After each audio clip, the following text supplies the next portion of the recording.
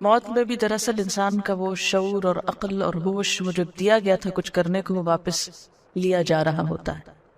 اور وہ وقت بہت دکھ اور تکلیف کا ہوتا ہے انسان کے لیے۔ حدیث میں آتا ہے کہ جب کوئی شخص فوت ہو جائے اور اس کی روح نکل جائے تو اس کی آنکھیں بند کر دو، کیونکہ آپ صلی اللہ علیہ وسلم نے فرمایا کہ جب روح نکلتی ہے تو تبعہ البصر، نگاہ اس کا پیچھا کرتی، یعنی جسم کے اندر روح کے نکلنے کے باوجود ایک احساس باقی ہوتا ہے،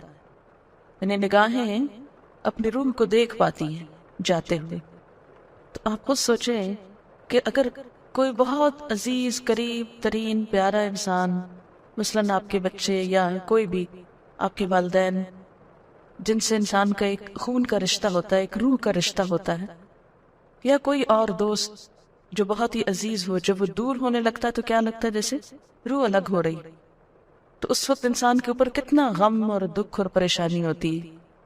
تو آپ خود سوچیں کہ جب ایکچوئل روح نکل جائے اس وقت غم کتنا ہوگا انسان کو۔ اور بعض جگہوں پر آتا ہے کہ روح اس بات کا مشاہدہ کرتی ہے کہ آس پاس کے لوگ جو ہیں وہ کیا کر رہے ہیں، کیا معاملہ کر رہے ہیں، اور لوگوں کے متضاد رویے مرنے والے کے بارے میں جب دوسروں کے سامنے ہوتے ہیں بعض اوقات روتے ہیں، بہت بین کرتے ہیں، جب اکیلے بیٹھے ہوتے ہیں کھا پی رہے ہوتے ہیں، ہنس رہے ہوتے ہیں، جو دنیا میں بے وفائی کا طریقہ ہے۔ تو ایسے موقع پر جب انسان سخت صدمے سے دوچار ہوتا ہے، سخت جسمانی تکلیف سے دوچار ہوتا ہے، کیونکہ آپ دیکھیں ایک بال بھی کھینچے نا آپ، کتنی سخت درد ہوتی، دانت نکالے کتنا درد ہوتا ہے، تو کہاں یہ کہ سارے سکن سے اور سارے جسم سے روح الگ ہو رہی، تو وہ وقت کتنے دکھ اور تکلیف کا ہو سکتا ہے، اور وہ وقت ہے بھی برحق۔ اس وقت کے لیے دعا مانگی گئی ہے جو عام طور پر نہ ہمیں یاد آتا ہے، حالانکہ یہ سب سے بڑی سچائی ہے، کچھ اور ہونا ہے ہماری زندگی میں کہ نہیں ہونا، لیکن یہ وقت ضرور آنا ہے، مگر ہمیں تو کبھی بھولے سے بھی خیال نہیں آیا کہ اس وقت کے لیے دعا بھی مانگ لیں کہ اس وقت کی مشکل آسان ہو جائے۔ اللہم اعنّا علی غمرات الموت وسکرات الموت، اللہم اے اللہ، اعنّا مدد فرمانا ہماری، علی اوپر، غمرات الموت موت کی ڈبکیوں کے، وسکرات الموت اور موت کی بے ہوشیوں کے۔ غمرہ کہتے ہیں گہرے پانی کو، جان نکلنے کے وقت کی کیفیت کا ذکر ہے کہ جب جان نکلے گی تو یوں محسوس ہوگا جیسے کوئی شخص ڈوب رہا ہو اور اس کو سانس نہ آ رہا ہو، کیونکہ سانس رکتا ہے، سانس نکلتا ہے، سانس بہت مشکل سے آتا ہے۔ اگر کبھی کسی مرنے والے شخص کو آپ نے دیکھا ہو تو آپ دیکھیں گے کہ اس کو سانس لینے میں بہت دقت ہوتی ہے، اور جان جب جسم سے الگ ہوتی ہے تو یہ ایک بہت تکلیف دہ مرحلہ ہوتا ہے۔ تو اس کو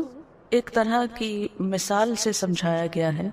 کہ غمرات الموت موت کی ڈبکیاں یا موت کی سختیاں مراد ہے۔ اگر کبھی آپ نے نہاتے وقت تیز دھار پانی اپنے منہ پہ کھول لیا ہو اور تھوڑی دیر کے لیے سانس رک جائے تو کیا کیفیت ہوتی، جسم کے آخری سرے تک انسان ہل جاتا ہے، گھبرا اٹھتا ہے، ایک دم وہ ایک طرف کو نکال لیتا ہے کیونکہ سانس نہیں آ رہا۔ تو ایسی ہی کسی کیفیت سے اپنے آپ کو محسوس کروائیں اور اس منظر کو سامنے رکھ کے دعا مانگیں،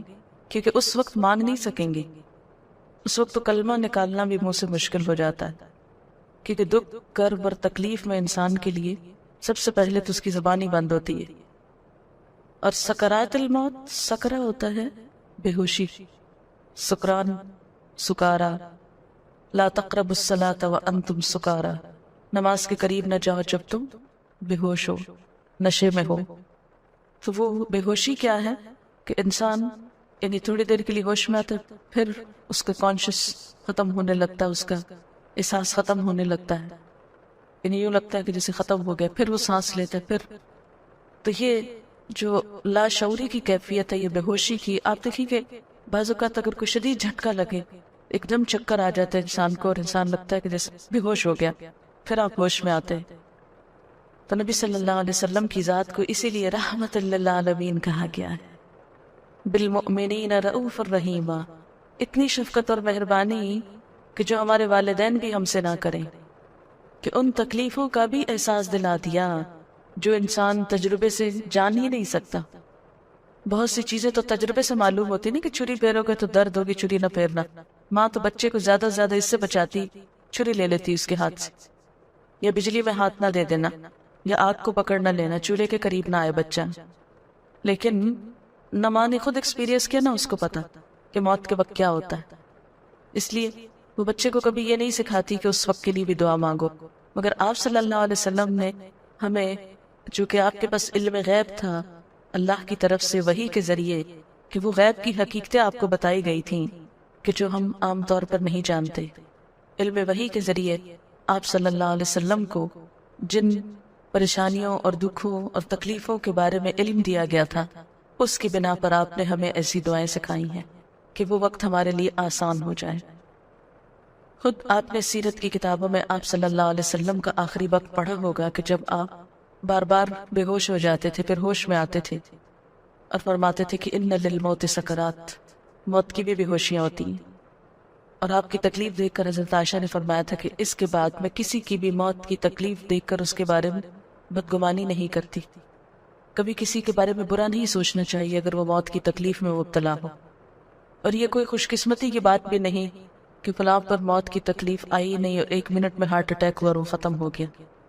کیونکہ موت کی یہ تکلیف بھی انسان کو اس کے گناہوں سے پاک کر دیتی ہے۔ ایک طرح سے مانگنی نہیں چاہیے یہ، لیکن ہمیں بہت زیادہ تبصرے نہیں کرنے چاہیے کہ فلاں کے ساتھ ایسا ہوا چونکہ وہ ویسا تھا، وہ فلاں کا اللہ ہی جانتا ہے کس کے ساتھ حقیقت میں کیا ہوا۔ تو اس وقت کے لیے دعا ہے، اللہم اعنا علی غمرات الموت وسکرات الموت،